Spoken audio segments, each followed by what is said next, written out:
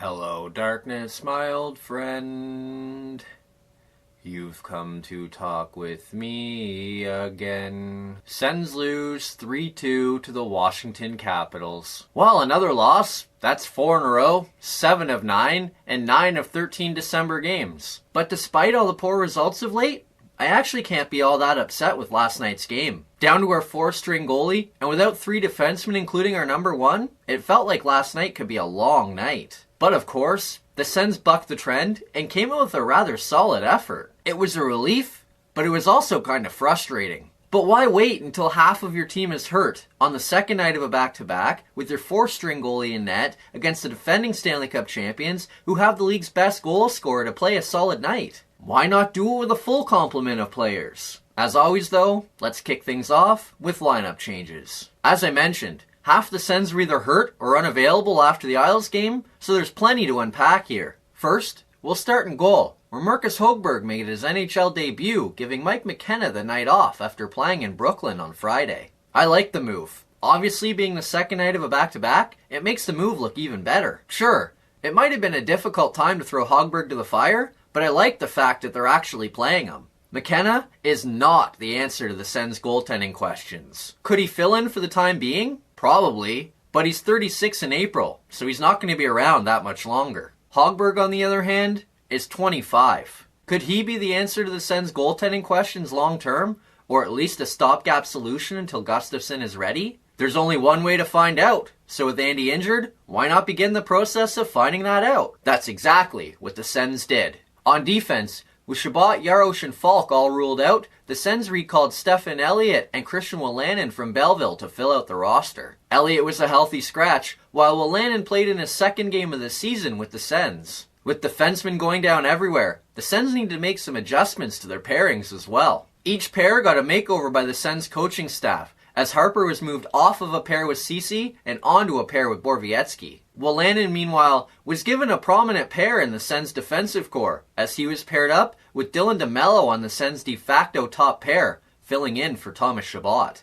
And Lajoie, after starting as a 7th defenseman against the Isles, was paired with Ceci against the Caps. Up front, the Sens made a pair of changes as well. With the club going back to 12 forwards and 6 defensemen, Tom Pyatt returned to the lineup after sitting out the last 2 games. Magnus Pajärvi was also dinged up late in the game against the Isles, and he was unavailable, so the club recalled Jack Rodevald from Belleville, and he also drew into the lineup.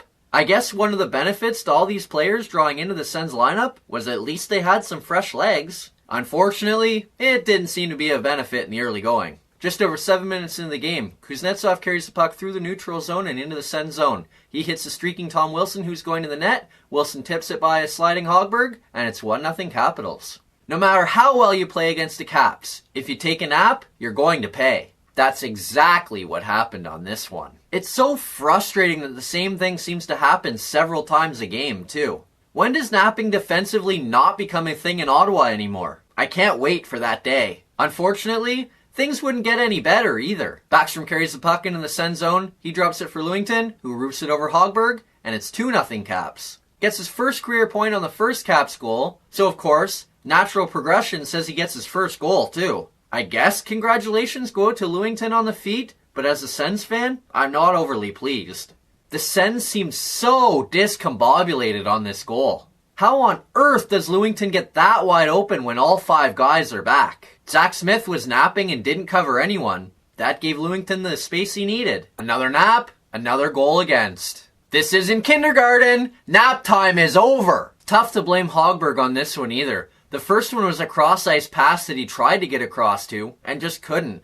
And the second one was a screenshot. He didn't even really move until after the puck was basically in the net. He does hold the fort for the rest of the period, as the Sens head into the break, down 2-0. And the Sens come out in the second, immediately looking for revenge. Colin White makes a nifty play and sets up Tkachuk on the doorstep. He has a wide open net, but Copley comes across and makes a terrific right pad save to rob him of an easy goal. That save would prove huge too, as the Sens fail to cut into the Caps' lead with a momentum-building goal, and the Caps come back down the ice and score themselves, digging Ottawa an even deeper hole. Wilson dumps the puck in, wins the race to the puck, picks it up, throws it back to the point to Bowie. Guess what? There's not a Sen in sight with Bowie, just like there was no one in sight with Lewington. He takes a couple strides in, fires it over Hogberg, and just like that, it's 3-0 Caps. Oh, and guess what? That's Bowie's first career NHL goal too. 2 in one night. Man alive, it's always pouring with this team. The goal itself? Again, it's tough to blame Hogberg on this one. The Sens literally moved out of the way so Hogberg could see the shot, but when they did so, they even gave the Caps the middle of the ice. You can't do that. That gave Bowie all the time and space he needed to skate in the middle of the ice, pick his spot, and fire it by Hogberg. Yes, Hogberg saw it, but not many goalies are going to stop a perfectly placed point-blank shot. As for how he was left that wide open, all 5 Sens were caught puck-watching, all 5 collapsed to their goalie, and none were above the hash marks to challenge Bowie. It's so typical. The Sens have a chance to get back in the game, get robbed, the other team goes down the ice, the Sens make a poor defensive play, and guess what? It ends up in the back of their net. Instead of a 1-goal deficit, it's 3. Fortunately, the Sens do get that one back a few minutes later. Kachuk sends the puck down low to Stone, he throws it towards the goal, and White jams away at the loose puck, finally jamming it by Copley as the Sens cut the Caps' lead to 3-1. After 4+ periods against the Caps, the Sens finally have a goal against Phoenix. Not so fast. The Caps challenge for goalie interference. I mean, the puck's right there. White was swinging at a loose puck. They can't possibly call that goal back, right? I'm usually wrong when I ask these questions. Not this time. The goal stands, and the Sens trail 3-1. That was the last time we would see Kachuk, though, as he was popped by an illegal check to the head of Bowie just a few seconds later. He would stand up, fight Bowie, receive an instigator minor, a fighting major, and a 10-minute misconduct, resulting in a 17-minute penalty.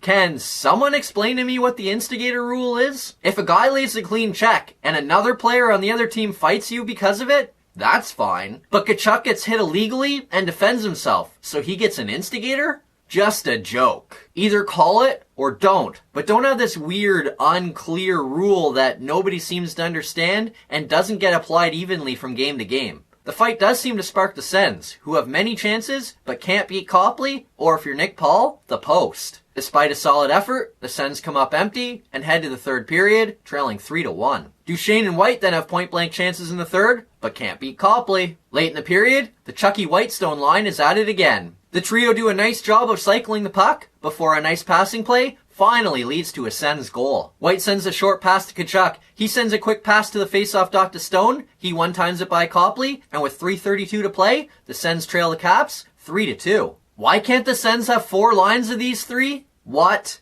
a line. Unfortunately, despite some effort, the Sens can't find the equalizer and fall 3-2. Let's get in to good news, bad news. Despite the loss, it wasn't an awful effort from the Sens, and that is good news. Sure, too much nap time cost them early, but that's what it was. It wasn't like they played poorly. They just had defensive lapses at times. They gave up just 24 shots, which is a new season low. In fact, they managed to give up fewer than 30 shots for just the 5th time in 39 games this season. The Sens managed to win the battle with the Caps, as they held a statistical advantage in nearly every category, but couldn't win the war. Having more chances and more shots than the Caps is nice, but it's that 24 that's really impressive. The Sens had every reason to mail it in and not put forth their best effort last night. And to be honest, if they got smacked around, it wouldn't have been all that surprising. But the Sens stuck with it and played arguably their best or one of their best defensive efforts of the entire season. The Sens might have lost, but they didn't just roll over, and they came to play, and that is good news. Now, for the bad news. The Sens couldn't stay awake defensively, and that is bad news. It's easy to hang your hat on a solid effort, and they should. But if you look at this game, they gave it away. No matter how good you play defensively, if you can't play a full 60 minutes and you fall asleep defensively,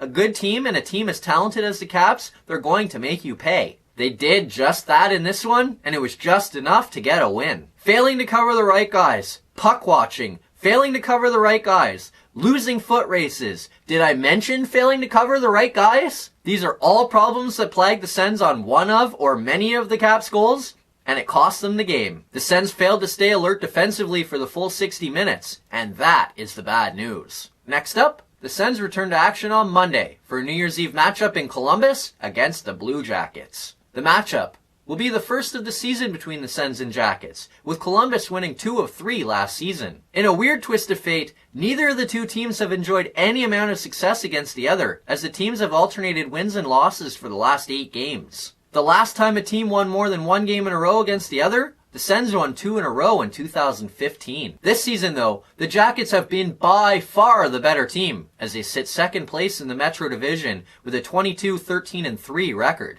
The Jackets' 47 points are 13 clear of the Sens, who now sit last in the Eastern Conference and tied for second last in the NHL. Prior to their loss against the Leafs on Friday, the Jackets had also won 5 straight and had points in 7 straight, so they come into the contest red hot. For the Sens, it will be interesting to see who is and who isn't available. But if Andy is still out, I'd like to see Hogberg get another start. May as well see what you have, and he was far from awful last night. Have a good New Year's Eve, and see you Monday night.